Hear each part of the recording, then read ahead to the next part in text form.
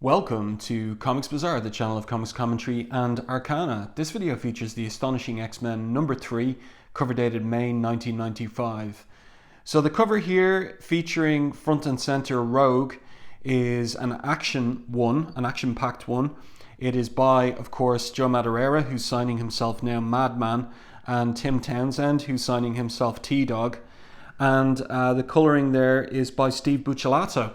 So I like this cover. I like the drawings on the cover. I like the scene and the foreshortening that's going on with these Infinites robots, that Rogue. But look who it is there also.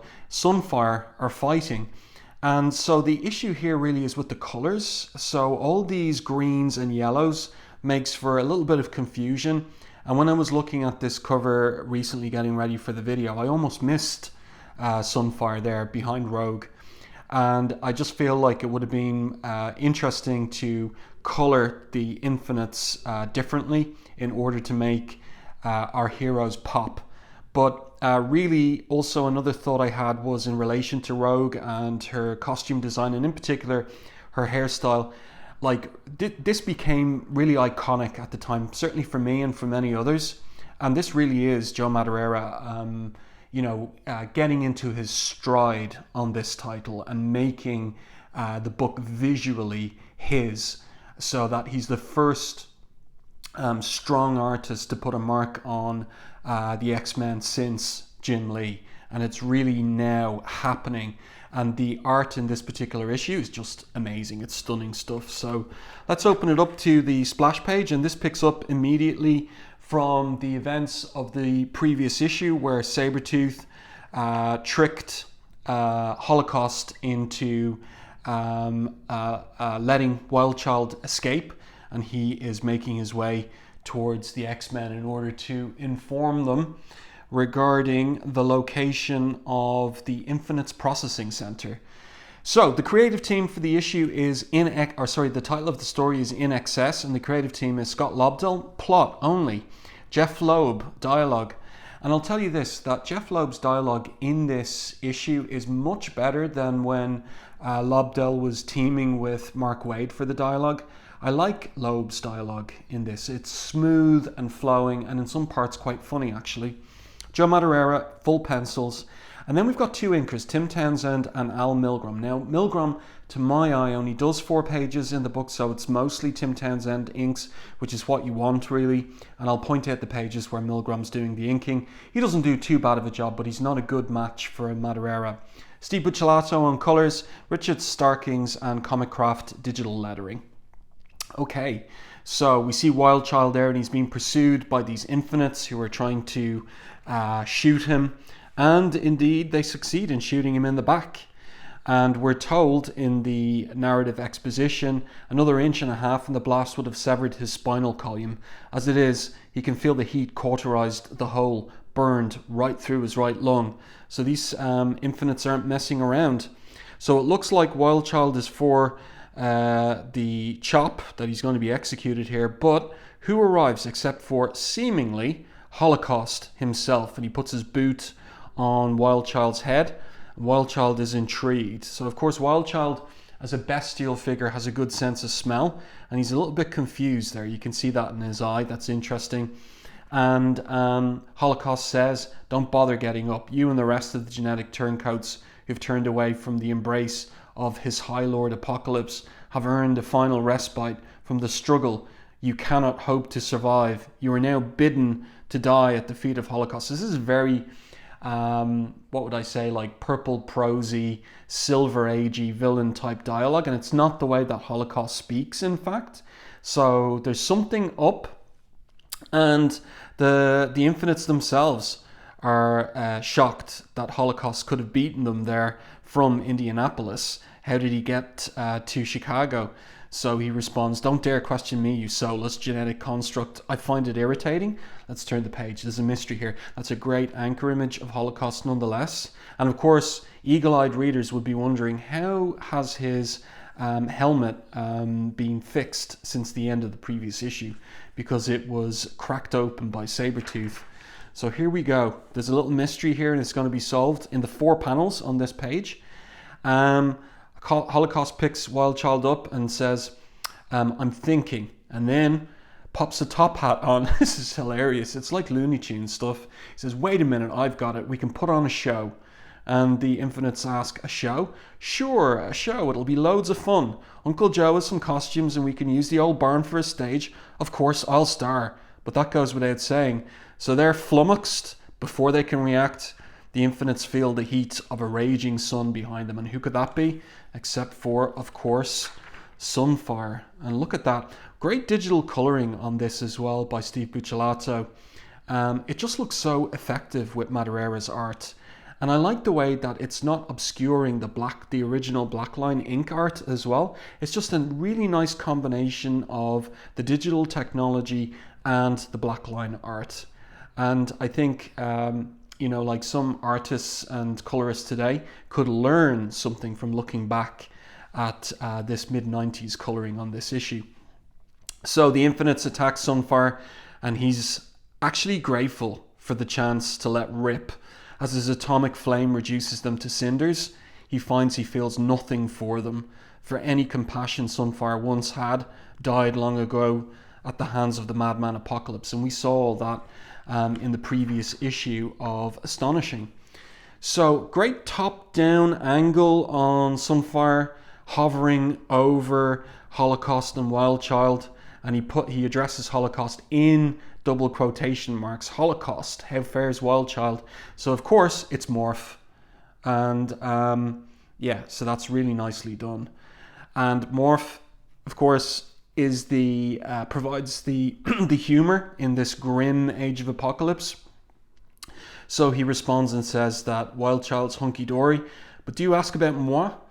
No, you just go ahead and kill my audience before I even get to do my big dance number. I don't know why, but I just find that so funny. And Sunfire really is not amused. He says, why do we even bother speaking to you? So then the other X-Men arrive. Blink teleports in, Rogue, and Wild Child, despite being shot through the lung, he's okay. He's, it says here, at the mere mention of his master's name, Wild Child grows agitated, ignoring the severity of his wounds. So he goes up to Rogue. Now, Wild Child is like bestial, and he's trying to communicate something about Mr. Creed. Yep, he barks there.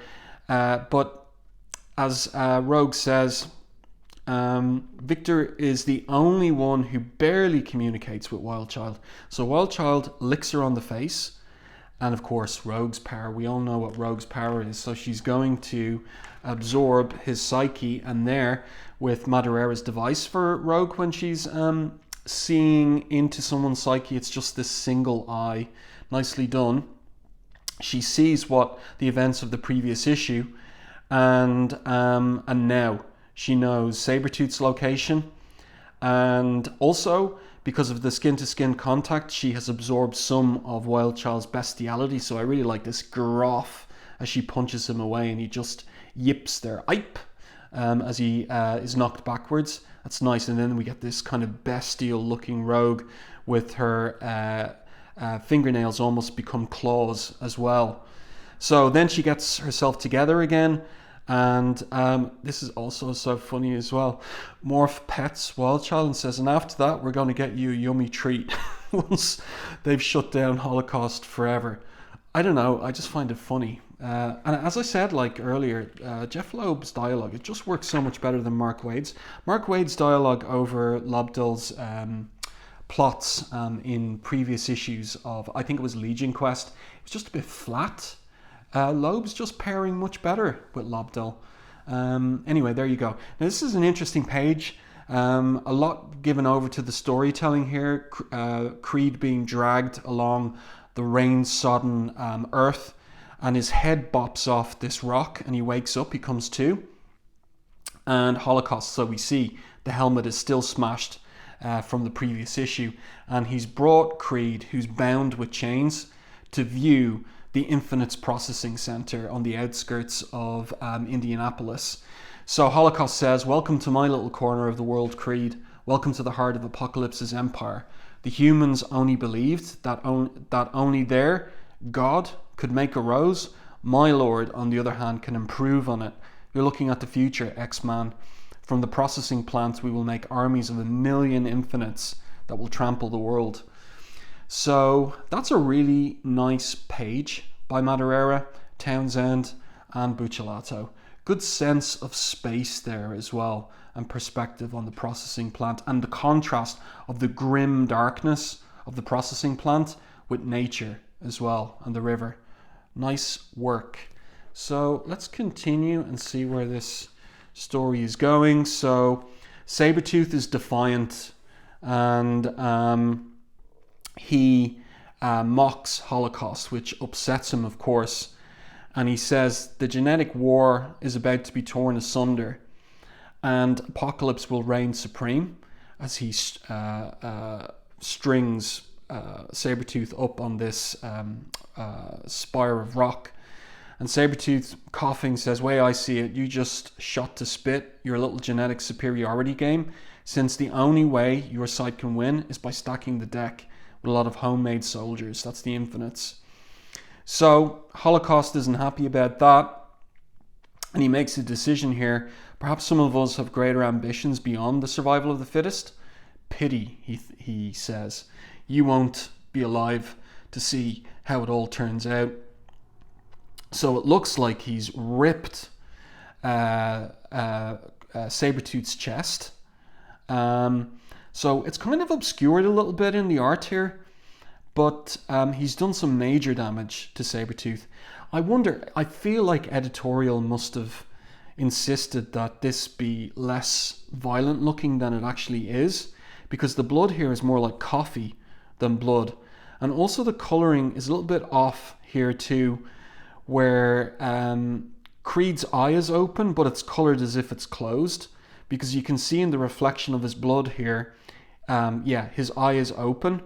And this is an interesting transition. Yeah, it's like Coke or coffee rather than blood.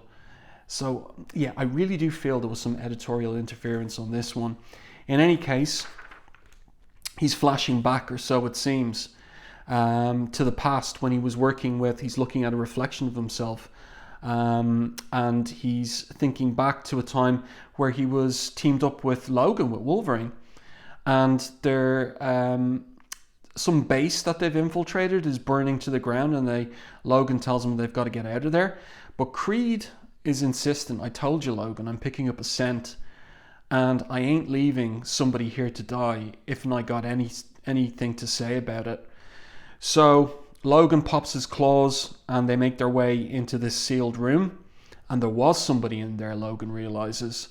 And Victor picks up the somebody, and who is it except for the young Blink? And that explains the close relationship between Sabretooth and Blink that we saw explored in the previous issue. Now we're getting the background to it, how he saved her life as a child. And so they've got this kind of father-daughter type relationship, and she's remembering back to the rescue that Sabretooth made of her when she was a child.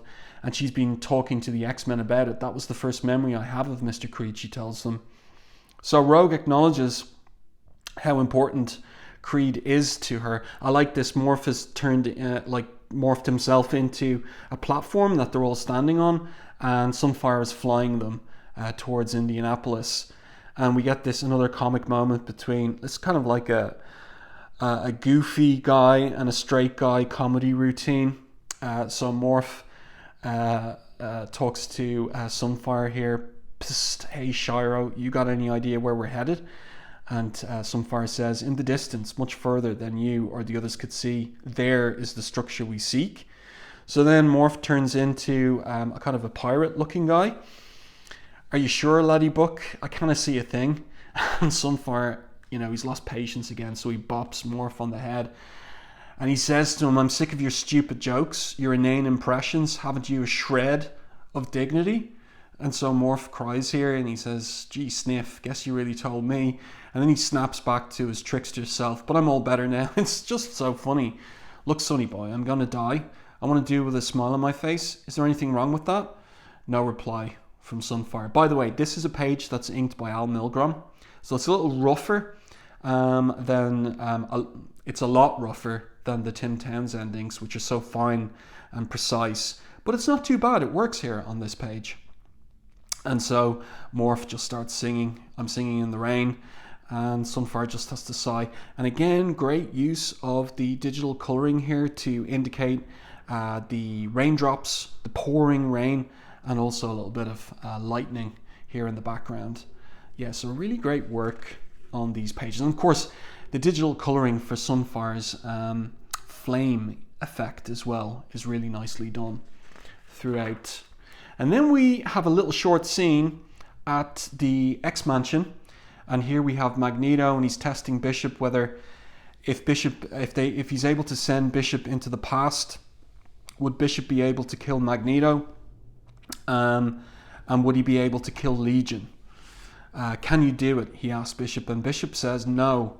Killing goes against so much of what we're fighting for. Now that's not the Bishop who originally travelled back from his future at the end of the 21st century to the late 20th century, who was prepared to kill.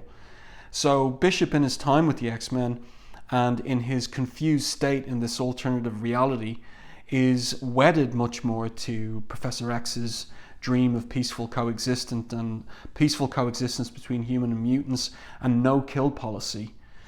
And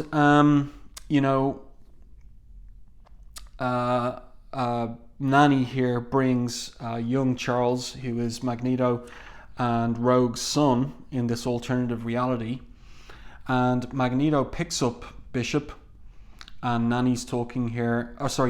Nanny here goes into an alert mode. Again, this page is inked by Al Milgrom, and this page here, Nanny goes into a security alert mode. She says security parameter breach, initiating DEFCON Armageddon. So the boy is wrapped in an impenetrable cocoon, and the cocoon drops down into a security lockdown, maybe a tunnel beneath the mansion. And Magneto explains to Bishop, Nanny's following its prime directive to protect my son from any external threats. And Magneto thinks here, DEFCON, or he says aloud, DEFCON Armageddon can only mean one thing: apocalypse is coming. And he is. He's en route. He knows the location of the X-Mansion, and he is getting ready to attack. And then we switch back to the Infinite Processing plant outside Indianapolis, and we've got Holocaust reviewing the death march, the precision death march of the genetic constructs, the Infinites army. So real kind of, what would you say, like a totalitarian army of Infinites, which he intends to unleash across the world to cut a swathe of death and destruction, the likes of which Apocalypse has never dreamed of. Because Holocaust doesn't believe in Apocalypse's credo of the survival of the fittest, because he maintains there are none who are fit to survive in the landscape I will create. So his name, Holocaust, is a perfect description of his ambitions and schemes. So then we switch to elsewhere in the Infinites Processing plant, another page that's inked by Al Milgrom, the last inked by him in this issue. He does 4, as I said earlier. And we have the arrival of this huge Moby Dick-like white whale. And this, the Infinites are amazed and surprised about how a whale got there. And then the whale opens its eye and says, actually, I just swam in through Poughkeepsie. Boy, are my fins tired. Old joke. And who emerges from the mouth except for the X-Men? And they launch into battle, and this is like the scene that we saw on the cover with Rogue and Sunfire battling the Infinites. But we've also got Wildchild there and Blink 2. So I like this too, where Morph transforms into a giant octopus, and he crushes one of the Infinites, singing "I've got a crush on you, cutie pie." And then this is a nice little anchor image of the X-Men hiding behind Blink, or Morph, who's turned himself into a wall. And Blink is looking around, of course, for Sabretooth, and she spots him. And so she teleports to him. and Rogue asks, where the devil has that child run off to? And Morph points out, just a guess, but she went that away. So I really like this panel here with the characters Wildchild and Rogue in silhouette, and then Sunfire too, except of course for his flame. That's a really effective panel. So turn the page, our last full page image from this particular issue, and it's a powerful one. Let me turn the page past this infomercial, and there we go. Last page of the issue. Mr. Creed. And look at that. You have to look twice, but his ribs are showing. His whole chest and torso was ripped out by Holocaust, and he's strung up here as a trophy and a warning. To be concluded. Again, great work on this page from the entire creative team, from Madureira to Tim Townsend on the inks, to Buccellati on the colors, and Jeph Loeb on, holding back on dialogue. It makes for a more powerful, emotional climax to the issue. So this is a great issue. This is the best chapter of Astonishing X-Men to this point, in my view. But let me know what you think of it in the comments below the video. And if you liked the video, if you enjoyed the video, please do like it in YouTube. And if you haven't done so already, subscribe to the channel and stay tuned for more content like this.